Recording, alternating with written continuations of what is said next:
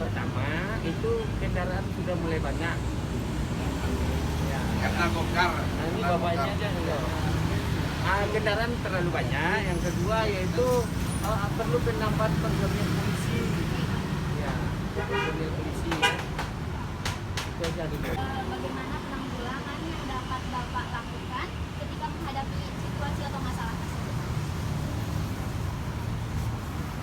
Selaku apa namanya, sebagai pengendara motor, saya mencari jalur lain, jalur alternatif namanya, jalur alternatif atau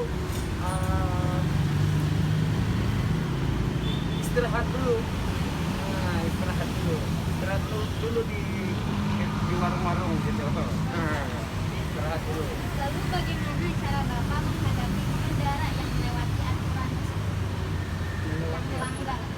Oh, yang melanggar aturan. Bagus. Ya, menurut Bapak sebenarnya pengendara itu kan kita berjarak antara pengendara kan sama pengendara. Ya kita biarin aja dia. Karena kita kan mengendarai juga, kecuali kita duduk kita nggak membawa kendaraan. Kalau kita pengendara sama pengendara ya kita fokus ke kendaraan kita aja, kendaraan orang biar aja dulu. Nah, kecuali yang pengendara itu karena nanti terjadi percecokan jadinya. Kan sering sekarang manusia, ngapain kamu yang situ? Nah, kayak gitu katanya. Pesan saya kan gitu. Menurut Bapak siapa yang dapat disalahkan dalam situasi ini? Dalam situasi maksudnya kesemrawutan ini. Iya, betul.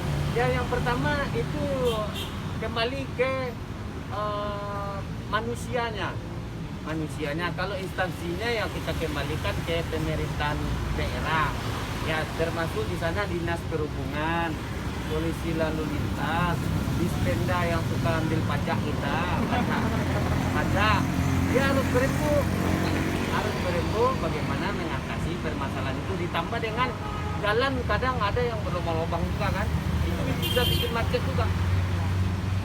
Ya, sudah tuh saya minta juga kalau bisa untuk jalan yang istilahnya jalan utama lah atau jalan istilahnya angkot lewat, itu polisi tidur nggak perlu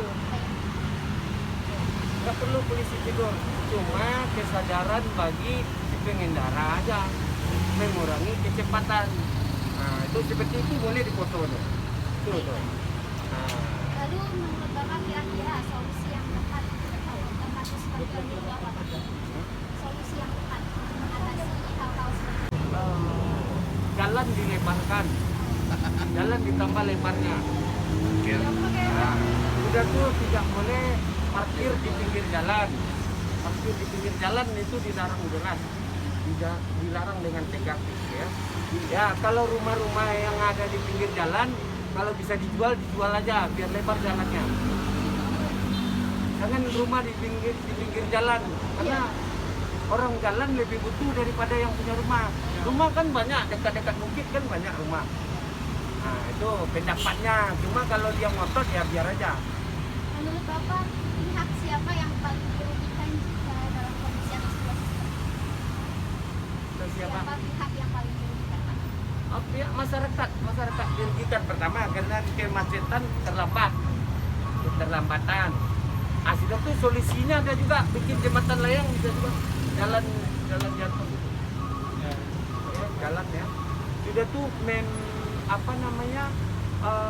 memperbanyak jalur kereta api. Nah, maksudnya intensitas kereta api kita misalnya sekali aja berangkat, ditambah berangkatnya lagi. Bisa 2-3 kali. Mungkin kan yang contoh mau ke Tabing kan nggak perlu naik mobil, naik kereta api aja dari Simpang Aru sana gitu. Kereta api. Gitu. Terhadap pengguna lalu lintas yang lain. Otomatis berdampak lah. Pertama keterlambatan satu. Kedua yaitu ada terjadi emosi supir pengendara, emosinya jadi kenapa bisa begini, dan sering terjadi hujan menyalahkan pemerintah. Yang terakhir, Pak, apa harapan Bapak terhadap lalu lintas di Indonesia ini ke depan? Oh, lalu lintasnya agar lebih lancar. Udah tuh jalannya lebar, jalannya luas, seperti di Amerika. Ada yang pernah ke Amerika. Nah, jalannya luas. Kalau kita contoh di sini jalannya seperti minimal jalan-jalan bypass lah, bypassnya luas. Itu apa namanya, dibuat jalur-jalur alternatif. Misalnya kan ada jalan di tepi pantai itu, harus cepat dibikin itu. Jadi kalau nggak bisa sini kita lewat. Ya. Terima kasih Pak sudah bersedia Iya. diwawancara.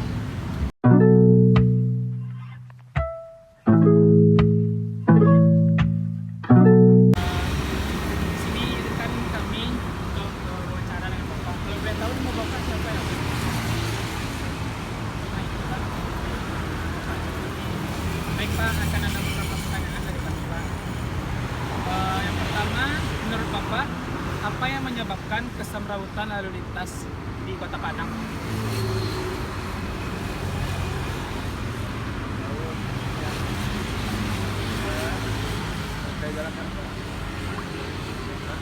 Memakai jalan tidak teratur.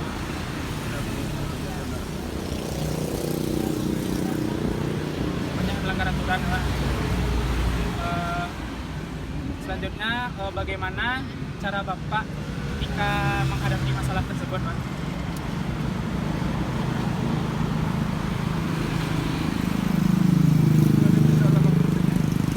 Misalkan Bapak ketemu sama jalan yang semrawut Pak, apa yang Bapak lakukan ketika bertemu jalan semrawut tersebut? Gimana Pak? Tetap sabar. Menurut Bapak siapa yang dapat disalahkan karena jalan yang semrawut ini Pak? Jalan sama pihak yang berwajib itu. Pengguna jalan dan pihak yang berwajib.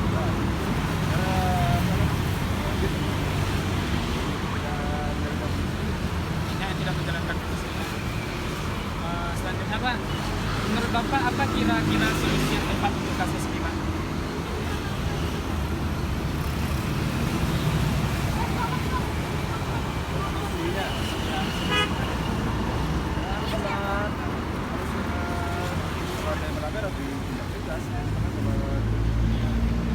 Penindak tegasannya Pak, tidak tebang pilih. Bebas selanjutnya Pak, apa harapan Bapak terhadap lalu lintas Indonesia di masa depan Pak?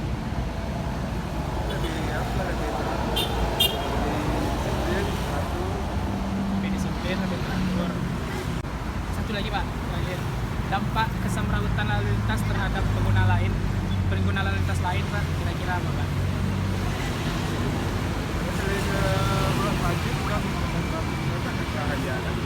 Membahayakan Pak.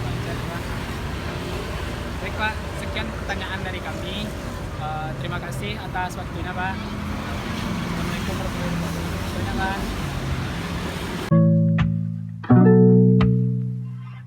Selamat siang Pak, perkenalkan nama saya Lana Naomi dari Fakultas Bahasa dan Seni Universitas Negeri Padang. Tujuan kami di sini untuk mewawancari Bapak tentang mencari saya atau gimana? mewawancari Bapak wawancara.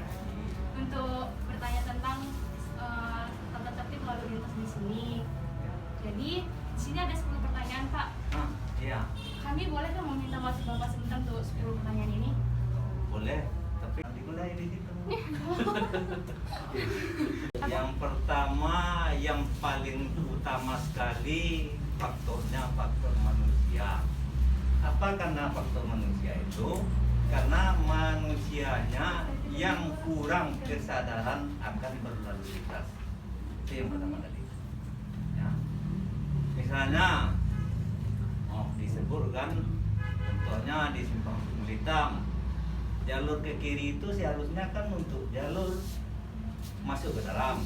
Nah, itu kadang diisi untuk jalur yang ke kanan. Banyak itu yang jalur kiri dibuat untuk jalur kanan. Jadi tetap kalau misalnya pagi tetap itu terjadi kepadatan arus. Sebenarnya bukan padat arus ya, karena kesalahan manusia juga, kesalahan dari teman-teman kita, dari kawan-kawan kita. Ya maklumlah pagi itu kan mau cepat berangkat ke sekolah atau ke tempat-tempat, ke kantor, ya kan, ke kampus, saling desak-desakan. Termasuk sore seperti itu juga. Faktornya tetap faktor manusia. Kenapa ada faktor manusia? Contohnya, dia kan udah pulang, jam berapa pulang? Misalnya jam 3. Kenapa jam 3 diundur-undur sampai jam 6? Nah, itu contohnya. Saya pakai helm nih. Helm. Ada teman mau nolong.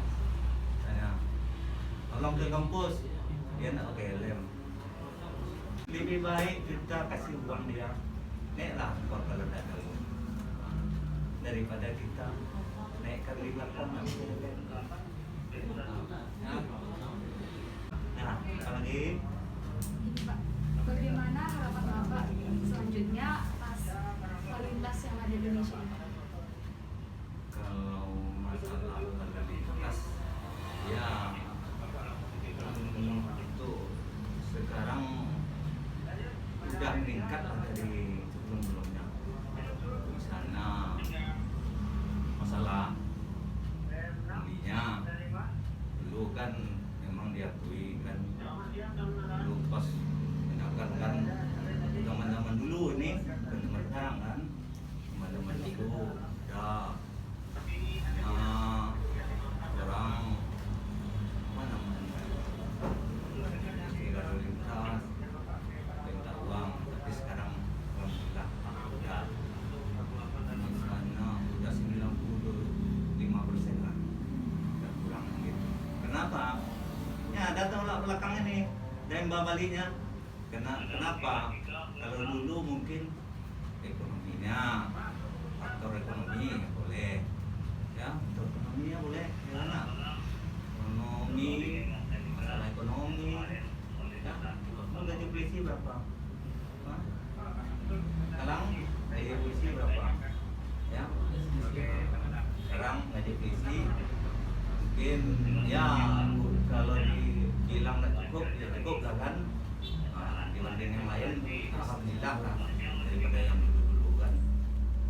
Yang masalah ekonomi juga kalau misalnya udah ekonominya mantap, udah mapan, itu kalau begitu-gitu juga, nah itu kualat orangnya. Nah, Tadi yang rata-rata yang pelanggarannya yang apa kan? Tambahan dari saya ya. Boleh Pak, boleh Pak. Rata-rata kami yang di lapangan, anggota ya, yang di lapangan, kami menemukan pelanggaran itu kebanyakan mahasiswa dan pelajar. Mahasiswa. Saya jujur aja, saya tukang tindak ya. Saya orang penindak. Rata-rata pelanggaran yang saya tindak di situ rata-rata mahasiswa UNP. Itu yang itu 70%. Rata-rata mahasiswa. Ya, 70% ya. kan dia bilang tadi